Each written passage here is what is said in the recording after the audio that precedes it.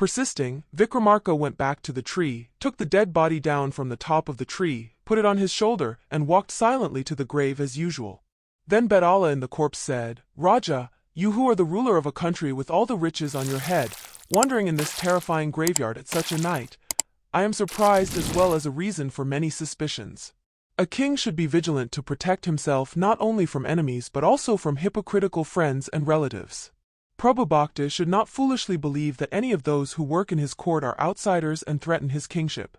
I will tell you the story of King Chandrasena, who ignored this cardinal principle in politics and risked his life for his court spy, and listen without knowing the toil," he continued. In the past, a young man named Sivadatta was a spy for King Chandrasena of Saraskandrika kingdom. He has unwavering devotion to the king. Shivdatu, who did not even risk his life to achieve the task assigned to him, was a special favorite of the king. King Prakanda of Manipura, a neighboring kingdom of Saraskandrika, has been thinking of conquering Saraskandrika for some time. Chandrasena knew this. Before the enemy attacked them, Chandrasena had an idea to attack the enemy suddenly. He appointed Sivadatta to find out the military details of Prakanda and the best way to enter his quota. Sivadatta set out in the guise of a commoner and secretly entered the kingdom of Manipura. He learned about the military strength of Manipura and the shortcomings of the fort with great shrewdness. Eager to tell Chandrasena as soon as possible what he had learned, he set off for Saraskandrika's capital by a detour through the forest. Sivadatta suddenly saw a demon crouching near a tree stand on the roadside.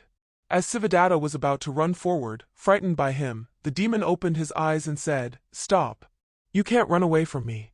You are the first human I found in this wilderness this morning." Saying that, he got up and took Shivadatta with his left hand and lifted him up. Shivadatta trembled and said, "Rakshasa, stop for a moment and listen to what I have to say. My name is Shivadatta. I am working as a spy for the Maharaja named Chandrasena.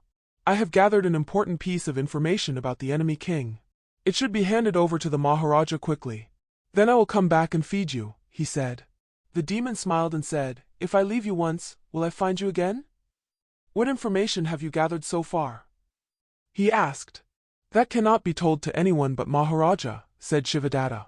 Pantam grew like a monster and said, "I will release you only if you say that. Otherwise, I will eat it right now," he said. "Do it," said Sivadatta hurriedly. The demon was disgusted by that answer and said, "Ah, I admire you. Say what you have to say to the king and come back soon," he said. Shivadatta, thanking the demon, hurried to the city and told King Chandrasena all the details he had gathered about the kingdom of Manipura. After that, the king asked Sivadatta, who was in a hurry to leave, what was the reason. Shivadatta said about the demon, "Maharaja, I wish you only one wish. Take care of my family." He left there and went to the wilderness. Chandrasena, who was moved by Sivadatta's devotion to the Lord, told the ministers some important things about the kingdom and followed him to Arana without Sivadatta's knowledge.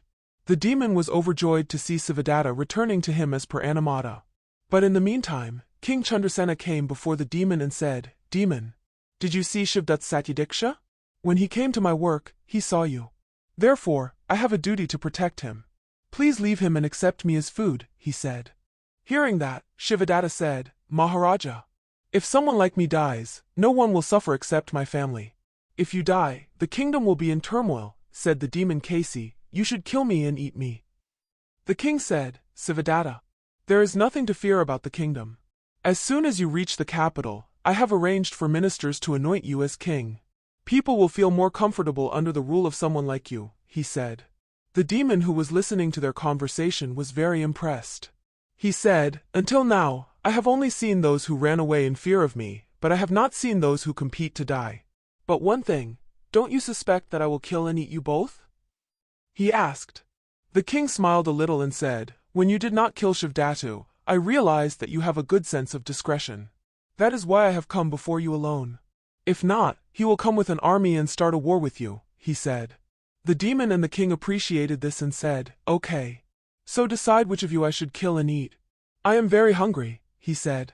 Immediately Shivadatta said to the king, "Maharaja, I cannot take care of the kingdom as you say. That is beyond my power. Forgive and go to the kingdom," he said. The king thought for a moment and said to the monster, "I can decide which of us you should eat. But you have to be patient," he said. "Okay. I will manage the food somehow. Don't hide it and figure it out," said the monster. "But, listen. Shivadatta goes to the capital, leads an army, and goes to war against Prakand, king of Manipuri. If Shivadatta can defeat Prakanda, he will become the king of my kingdom. I will be your food. If not, I will go to the kingdom and Shivadatta will be your food, he said. The demon agreed to this and said, Shivadatta, go away and do as the king says. Until you return, the king will remain a captive with me, he said. Shivadatta, as told by King Chandrasena, reached the capital city, marched out with an army, and besieged the fort of Prakanda. Prakanda was defeated by Shivadatta after many days of blessing. He captured the enemy king and kept him in prison. Then Shivadatta returned to the demon. Seeing a beautiful young woman with him, the demon asked, Whose child? He asked curiously. Shivadatta replied, I was able to defeat Prakanda in the war. She is Prakand's daughter Mandakini. She loved our Maharaja. If she gets married, Saraskandrika has vowed that she will marry him, he said. The demon was surprised at this answer and asked, But what shall we do now? He asked. It is not fair to cause grief to her, who has placed a lot of hopes on the Maharaja. Leave Maharaja and feed me, said Shivadatta. The demon said to King Chandrasena, King, did you hear what are you? He said. Chandrasena reluctantly said, How am I responsible for her love without my involvement? As I said before, from the moment of defeating Prakanda, Saraskandrika was King Shivadatta. Mandaki was convinced that Saraskandrika Raju would marry her, so if Shivadatta marries her, the problem will be solved, he said. Immediately Mandakini said to the demon, Demon, all this was unexpected. In my view, marrying Saraskandrika king means marrying Chandrasena Maharaja. The Maharaja played a truthful person. According to his brother, leave Shivadatta, and feed me along with him. I cannot live with Maharaja, let alone die with him. That is. Hearing the words of the Princess Mandaki, the demon was stunned and looked at the three in front of him for a moment and said, For so long, I have been the weakest of all human beings, not only physically but also mentally. They appear to me to be the embodiment of selfishness, oppression, and impatience. Now, looking at the three of you, devotion to the Lord, respect for one's fellow man, and love, one can understand how much a man can be exalted and divine. Because of this, I, a pious stranger like Shivadatta who was ready to sacrifice himself for his king, a sacrificial woman like King Chandrasena who did not hesitate to die for the protection of a servant, a young woman who was ready to sacrifice herself for the one she loved, any one of these three would be killed, it would be a heinous act. I happily leave all three of you.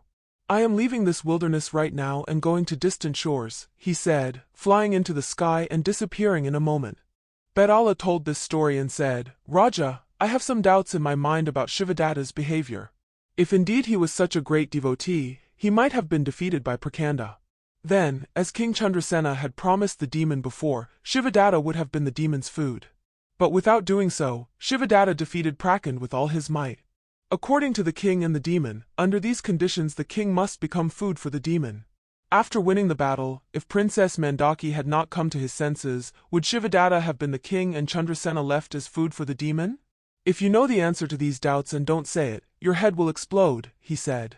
Vikramarka replied, He who is a devotee of the Lord always sees the welfare of the kingdom first, not his own welfare. If defeated by Prakanda, the prestige of the kingdom will burn. That is why Shivadatta defeated the enemy king with all his might. However, it is true that because of this there is a danger of becoming food for his king and demon. But Shivadatta had observed the Rakshasa's behavior closely till then. He realized that the Rakshasa had a certain compassion and tactful discernment. Such a person does not kill anyone just to satisfy his hunger. That is why Shivadatta decided to defeat the enemy king. When all this is taken into consideration, it is proved that King Chandrasena did not make any mistake in his brother's devotion to God, he said. When the king was thus silenced, Bethala disappeared with the corpse and returned to the forest. Fictional. Source, and written by Savanaj Swara Rao.